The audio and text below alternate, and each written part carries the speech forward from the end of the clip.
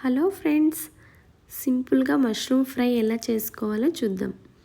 చిన్నగా కట్ చేసి పెట్టుకుంటున్న మష్రూమ్స్ కడాయి పెట్టుకొని 2 టేబుల్ స్పూన్ ఆయిల్ వేసుకుంటున్నాం.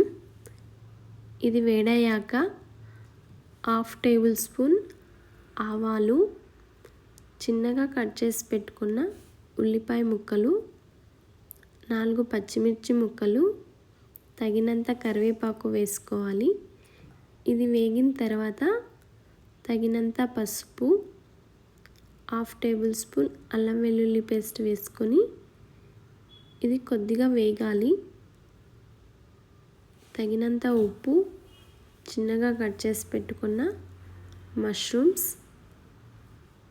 ఇది బాగా వేగిన తర్వాత 25 మినిట్స్ మూత అయితే పెట్టుకుంటున్నాం.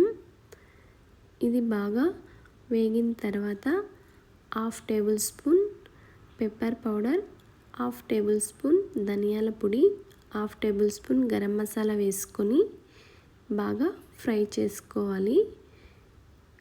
ఇది రెడీ అయిపోయింది మష్రూమ్ ఫ్రై అయితే. ఇది చపాతీలోకి చాలా టేస్టీగా ఉంటుంది.